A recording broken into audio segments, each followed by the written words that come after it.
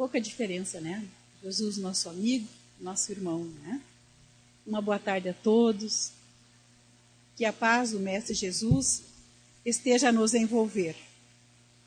Como o Antônio falou, o nosso tema de hoje à tarde é Jesus, nosso amigo, né? Então, para fazer a introdução do tema, eu vou contar para vocês uma pequena história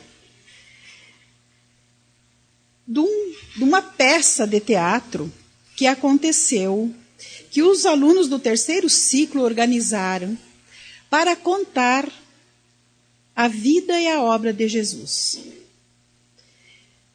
Então, para nós nos inteirarmos de como foi contada essa história,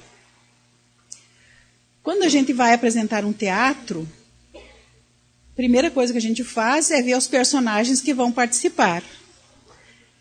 Como a história era a vida de Jesus e sua obra, então, Jesus fazia parte do teatro, os seus pais, José e Maria, o narrador da história. O narrador é o que vai contando a história e vai aparecendo os figurantes. Então, eles organizaram a peça, contaram a história de Jesus desde o seu nascimento. E depois, quando Jesus já estava adulto, quando ele começou a sua pregação, aí também apareceu os amigos de Jesus, os companheiros de Jesus, que ele convidou para pregar com ele, para levar a boa nova a toda a humanidade. Ele precisaria de pessoas. Então, ele convidou, né, os 12 apóstolos que nós conhecemos. Só para ilustrar o nome deles, né, André, Judas, Mateus, João, Tiago Maior, Tiago Menor, Felipe, Tadeu, Tomé, Bartolomeu, Simão Pedro e Simão Zelote. Esses são os amigos que vão ajudar a Jesus na divulgação da Boa Nova. Aí, então, esses jovens apresentaram também algumas das lições que Jesus nos trouxe. Por exemplo, o sermão da montanha, do bom samaritano. A parábola do bom samaritano. E também as bem-aventuranças. Aí eles apresentaram, né, o povo que seguia Jesus. Eles colocaram, o narrador colocou, após apresentar toda essa cena, que nem todas as pessoas tinham entendido a lição de Jesus. A lição de paz e de amor.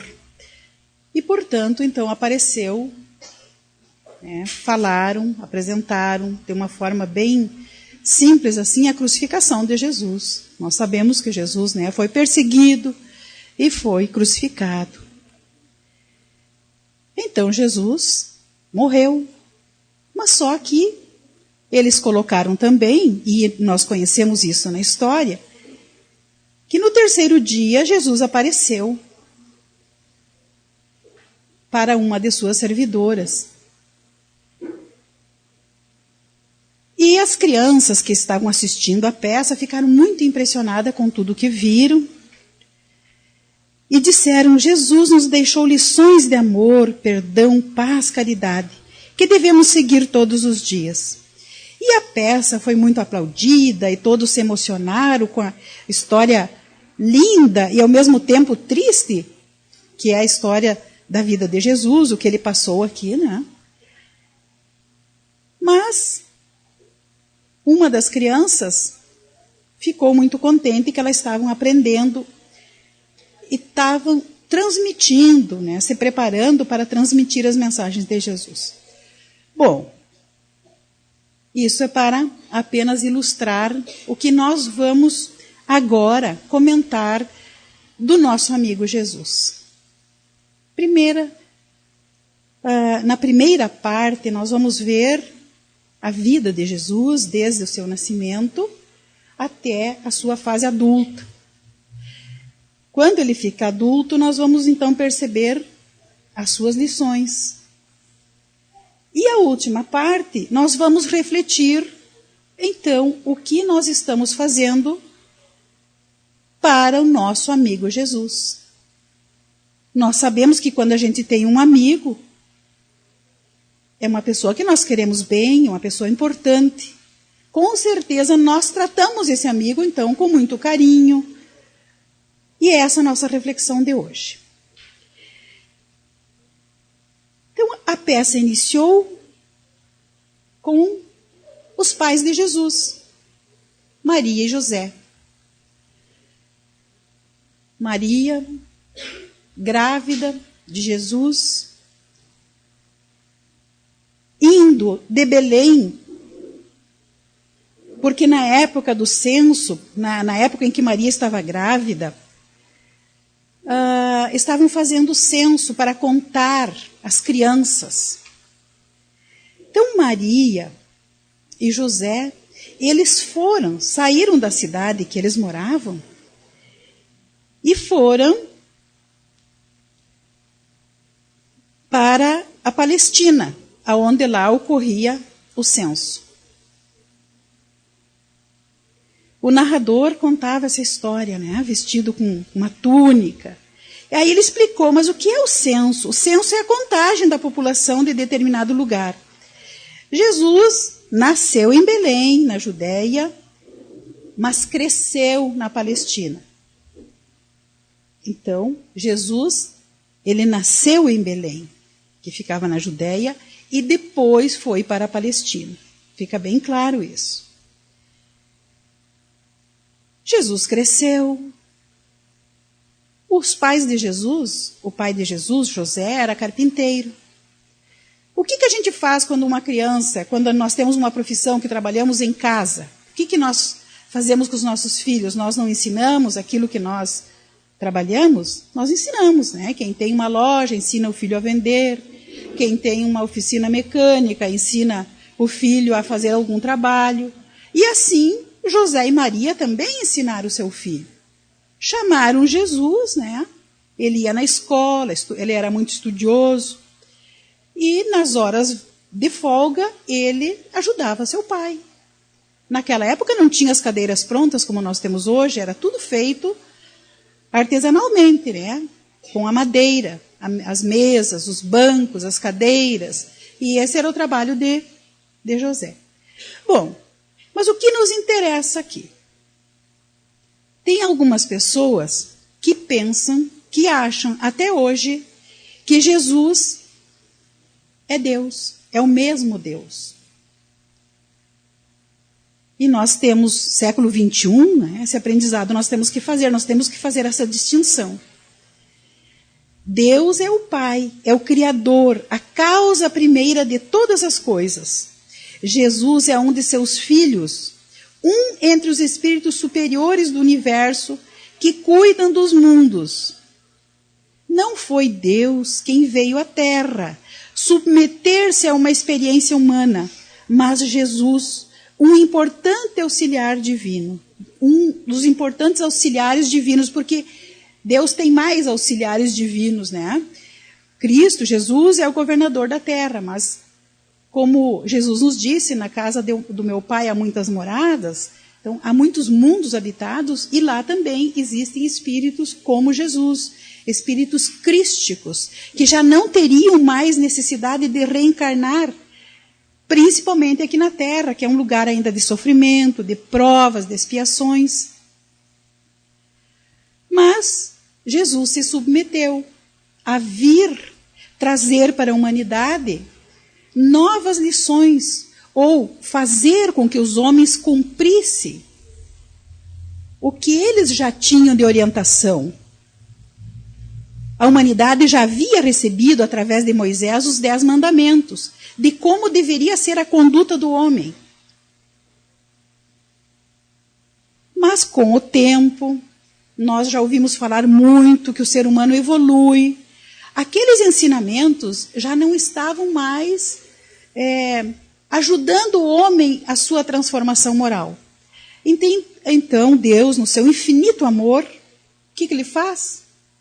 Nos manda o seu Filho amado, Mestre Jesus, para vir trazer para a humanidade novas, ou talvez não tão novas lições, mas lições, ensinamentos capazes de fazer com que o homem possa avançar. Por isso nós dizemos, Moisés, os 10 mandamentos, é a primeira revelação que o homem recebeu. Os primeiros ensinamentos ele recebeu através de Moisés, para que ele mudasse a sua conduta, tivesse uma conduta mais humanizada. A segunda revelação é Jesus. Jesus sabia de tudo que ele iria passar aqui, porque Deus conhece, Deus sabe como a humanidade se comporta. E ele sabia que iria passar dificuldades, mas mesmo assim, por amor, ele aceitou. E a terceira revelação é essa bendita revelação que hoje nós estamos ainda engatinhando, estudando, buscando, e que às vezes não aproveitamos tão bem. Jesus, antes de desencarnar, ele disse, eu irei, mas eu mandarei o Consolador prometido. E os espíritos superiores vêm nos dizer que o Consolador prometido é a doutrina espírita, trazendo os ensinamentos de Jesus redivivo, quer dizer, reeditando os ensinamentos de Jesus. Hoje, através dos benfeitores espirituais que estão por todos os cantos do universo, trazendo mensagens, quem somos nós, nos explicando que nós somos um espírito imortal, criado por Deus, no início simples e ignorante, mas que Deus nos deu as condições de nos melhorarmos pelo nosso esforço. Então Jesus vem trazer toda essa linguagem nova para nós. Essa é a primeira parte da história que os meninos contaram. Aí vem a segunda parte, que é Jesus adulto. A próxima cena mostrava Jesus já adulto, de barba, de cabelos compridos, cercado de muitas pessoas, dizendo, amai-vos uns aos outros. Este é o foco da mensagem de Jesus. Foi isso que Jesus veio trazer para nós, ensinar para nós. Como é que se ama? Porque nos 10 mandamentos, o homem já sabia, não matar, não roubar, não levantar falso testemunho, não cobiçar as coisas alheias, não cobiçar a mulher do próximo, guardar os dias santos e mais alguma coisa. Isso não bastou para o homem se modificar interiormente. Até o homem, não matava, se cuidava para não fazer isso, porque sabia que ia ter que responder. Mas Jesus veio falar de algo mais profundo. É o amor incondicional. Esse amor que não é de uma pessoa para outra, mas é o amor que nós vamos ter que aprender a nos amar como irmãos. Por isso que a gente diz, ninguém é melhor do que ninguém. Todos nós que estamos encarnados aqui na Terra, nós estamos encarnados nessa escola de almas para aprendermos a amar. Quando nós aprendermos a amar, não vai existir a violência, não vai existir o roubo, não vai existir a maledicência, não vai existir todas essas situações que nos fazem sofrer. Todas essas situações que nos fazem sofrer. Então Jesus, ele contou com esses amigos, aqueles 12 apóstolos, como eu já disse para vocês. Jesus disse para eles, num dia que ele estava falando, mas como? Como que eu vou aprender a amar um doutor da lei perguntou para Jesus, né? Eu quero entrar na vida eterna. E o que eu faço para merecer a vida eterna? Daí Jesus disse a ele, você cumpre os mandamentos? Sim, eu cumpro. Então, se tu cumpre os mandamentos, tu irás viver no reino dos céus. Mas o que diz o mandamento? Aí Jesus explicou, né? Amar o Senhor teu Deus de todo o teu coração, de toda a tua alma, de toda a tua coragem, e ao próximo como a ti mesmo. Aí o doutor da lei, né? Ficou, opa, tenho que amar o próximo como a mim mesmo? E como que eu sei quem é meu próximo? E o que Jesus, na sua sabedoria, disse? Aí ele contou a história, que dizia, uma pessoa saiu de Jericó e ia para Jerusalém, e foi salteado, foi atacado por bandidos, e saquearam ele, tomaram o dinheiro, deixaram despido, bateram nele, e ele ficou caído na sarjeta. Nisso desceu um sacerdote. O sacerdote olhou aquela cena, olhou e disse, mas olha, esse aí não tem nada a ver com ele, nem conheço ele. Seguiu adiante. Aí desceu, passou por ali um levita. Era da tribo de Levi. O levita também olhou, né, viu aquela cena ali, aquele homem caído, ensanguentado, disse, nem conheço, vou adiante. E nisso, passou por ali um samaritano. E o que o samaritano fez?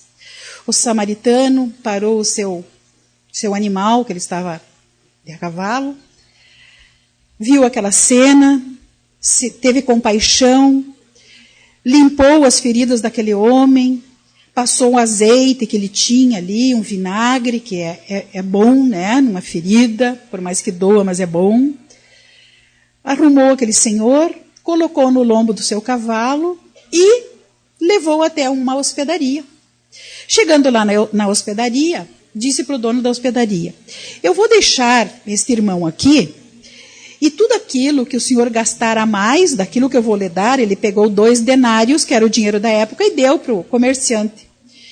Tudo aquilo que o senhor gastar a mais, na volta eu lhe pago.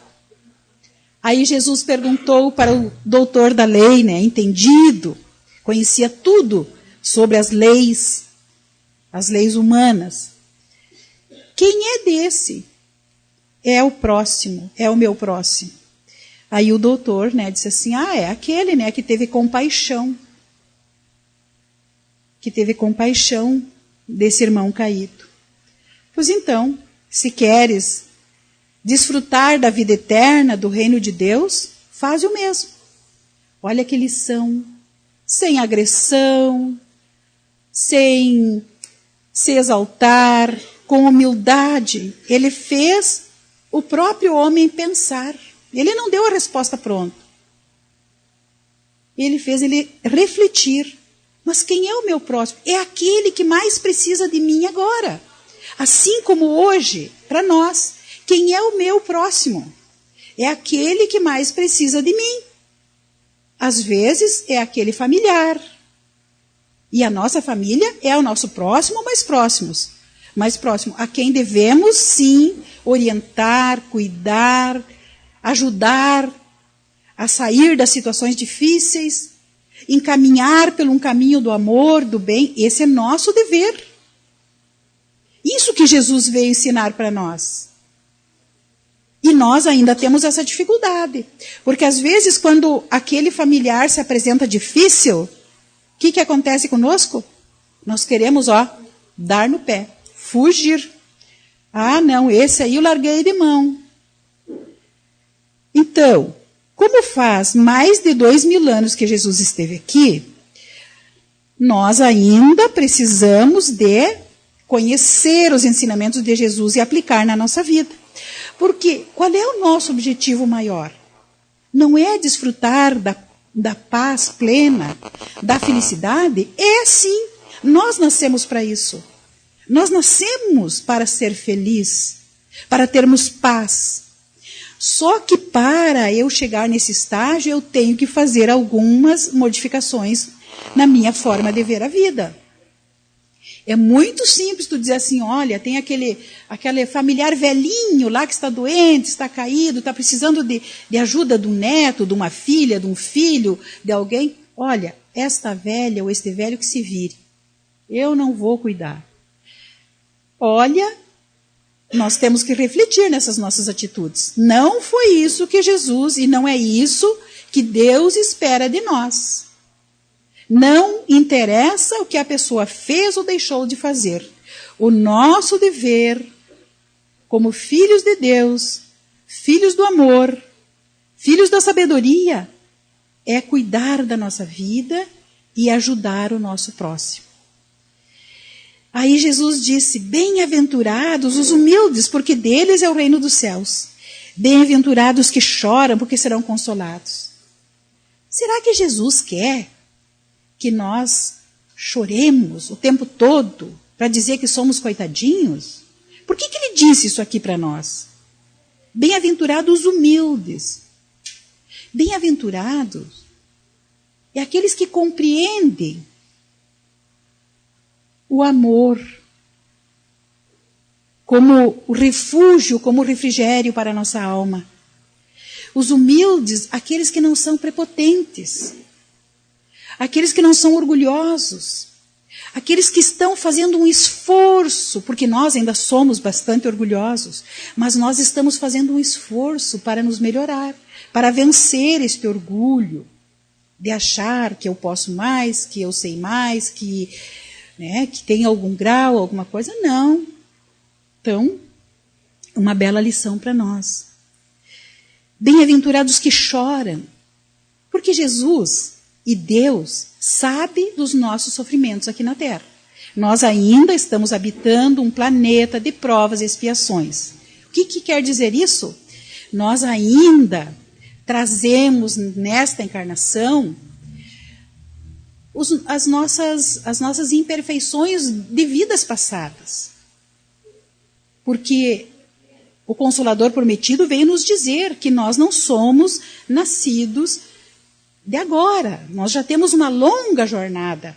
Por isso que nós, às vezes, nascemos com dificuldades. Como que uma criança, uma nasce com dificuldade, nasce com dificuldades físicas, como a gente diz, um aleijado, né? E o outro nasce feliz e robusto e contente.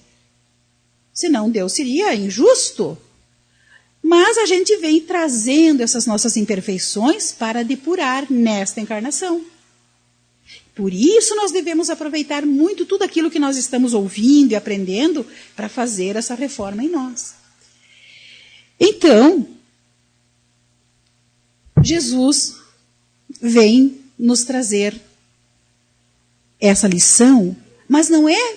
Ele sabe que nós aqui temos sofrimento, que nós choramos muito, que nós adoecemos, que as pessoas que nós amamos desencarnam, morrem. Jesus veio nos ensinar, né, os espíritos superiores, que não existe a morte. Veio nos trazer esse consolo e nós temos que aprender que não há apenas a morte do corpo físico, mas aquela pessoa querida que nós amamos, ele continua a viver. E aquele que nós não amamos também, continua a viver. E nós vamos ter, se não nesta, vamos ter que nos encontrar para ajustar as nossas dívidas, nossas contas. Mas Jesus é amoroso. Ele, hoje, olha o que a doutrina espírita, que os benfeitores espirituais têm trazido para nós de alerta, para que a gente reflita, para que a gente tenha essa consciência que nós somos um espírito eterno, que nós não morremos, nós não nascemos para sofrer, nós sofremos ainda pelas nossas imperfeições, que estão ainda guardadinhas aqui dentro da nossa alma. Mas como nós já, com certeza, estamos fazendo um esforço, por isso que nós escolhemos estar aqui nessa casa espírita hoje, nós estamos buscando essa melhora. E esses ensinamentos de Jesus, eles têm que fazer eco em nossa vida. E a gente, então, ir domando aquelas más tendências, aquela raiva, aquele ódio, aquele orgulho, que isso envenena a nossa alma e o nosso corpo físico. A ciência já disse que muitos tumores aparecem hoje no nosso corpo físico porque nós guardamos raiva, ódio, nós guardamos melindres, nós guardamos culpas. Ah, mas e se eu errei, o que eu faço para me safar disso? Vamos mudar a nossa postura. Nós temos oportunidade agora de fazer o trabalho no bem. O que é o trabalho no bem? Toda ação útil é um trabalho no bem. Mudar os nossos pensamentos, mudar as nossas atitudes, mudar a nossa forma de ver o nosso irmão, de ver aquela pessoa que nós temos dificuldade, não como um inimigo, mas como um irmão de caminhada, que precisa do meu auxílio, precisa da minha vibração para que ele se encontre, para que ele vença as suas dificuldades, porque tanto ele como eu tenho as minhas dificuldades. Aquilo que nós queremos para nós, vamos fazer para o nosso irmão. Aí nós vamos então estarmos caminhando, trilhando para desfrutarmos da paz, da vida eterna, da paz plena que Jesus nos prometeu. E Jesus, ele trabalhou, né? Ele divulgou toda essa boa nova. E o que aconteceu com ele? Foi crucificado. Foi açoitado, foi crucificado, foi morto. Lá na hora de Jesus, né, que estava na cruz, agonizando, ainda alguém pegou um pano com vinagre e encostou na boca dele. Ao invés de oferecer uma água refrescante, olha só, o homem, gente, isso faz 2000 anos, não é tanto tempo assim. E hoje, nós, o que nós temos que aprender com isso? Quando aquele nosso irmão que nos feriu, que muitas vezes até nos roubou, às vezes até tirou a vida de algum familiar muito querido, como é que nós agimos com ele? Será que nós já temos essa sabedoria de dizer assim, Pai, perdoa ele, que ele se encontre, que ele entenda que ele errou, que ele não faça mais isso. Essa é a nossa postura que Deus espera de nós. E por isso que Jesus veio e passou tudo o que ele passou, para que a gente aprenda. Não é nós, eu não preciso andar de braço com aquele que me prejudicou. Não é isso que Jesus quer de nós. Aquela pessoa que nos fez um grande mal, né, é claro que eu não vou tratar ele como eu trato o meu amigo. Quando a gente encontra um amigo, a gente vai de braços abertos, dá um abraço. Que bom que eu te vi hoje. Mas aquele nosso inimigo, e já vamos pegar um caso bem difícil, né? Quantos que são que tiram a vida dos outros? Há poucos dias ainda a gente presenciou isso. Esse precisa do nosso amor. Esse precisa do nosso amor mais do que nunca. Nós precisamos de vibrar por ele para que se encontre, para que não faça mais este mal. Isso é difícil? Não. Quando nós formos domando o nosso orgulho, não é difícil. Porque é uma posição íntima entre a minha consciência e Deus está na minha consciência. Os espíritos perguntaram para Kardec, onde está Deus? Na consciência. Então, né, se Deus está na minha consciência, é uma posição íntima minha, é um aprendizado que eu vou fazer entre eu e Deus. Deus dá-me força para que eu possa ser humilde a esse ponto. Não quero conviver com ele dentro da minha casa, mas eu quero que ele se encontre, que ele conheça Deus também. Aí nós não vamos mais ter violência. Aí nós não vamos mais ter nem choro e nem ranger de dentes. Aí nós vamos viver na felicidade. Não é isso que nós queremos? É isso que nós queremos. É isso que nós merecemos. E é para isso que nós estamos aqui. A peça foi muito aplaudida e todos se emocionaram muito ao ver que as crianças estão aprendendo e transmitindo a mensagem de Jesus. E aqui vem uma pergunta para nós. Como é que nós estamos tratando o nosso amigo Jesus, que passou tudo o que passou por nós? para nos mostrar o amor. Nós estamos acolhendo Ele, os seus ensinamentos na nossa casa, na nossa intimidade. Nós estamos fazendo o Evangelho, que é esse momento que a gente para com tudo o que está acontecendo na nossa casa, escolhe um dia, uma hora, e convida Jesus para estar conosco. Nós estamos fazendo isso?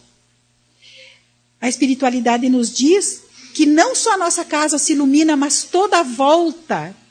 Quanto bem nós podemos fazer com simples fazer a prática do Evangelho em nosso lar. Jesus nos recomendou o jejum. Mas acho que eram os fariseus. Eles disseram, mas nós jejuamos. Mas não é o jejum de parar de comer. Se empanturravam até e depois ficavam um dia sem comer. Não é esse o jejum que Jesus quer de nós. Jesus nos recomendou o jejum do pensamento, de pensamento. Quer dizer, refletir sobre quais são os pensamentos que eu estou alimentando o meu espírito. São pensamentos de amor? Porque quando a gente identifica, não, mas eu ainda penso, eu tenho muita raiva dentro de mim. Vamos transformar então.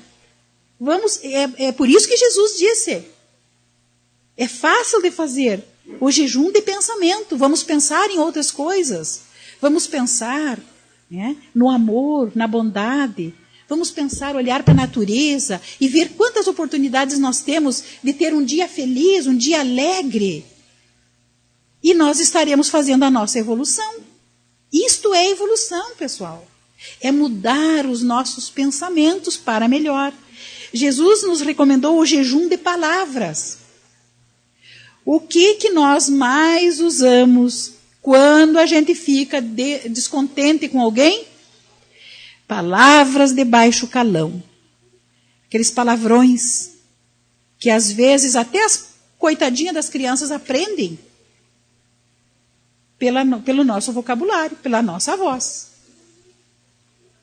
Que da nossa boca saia aquilo que o coração está cheio.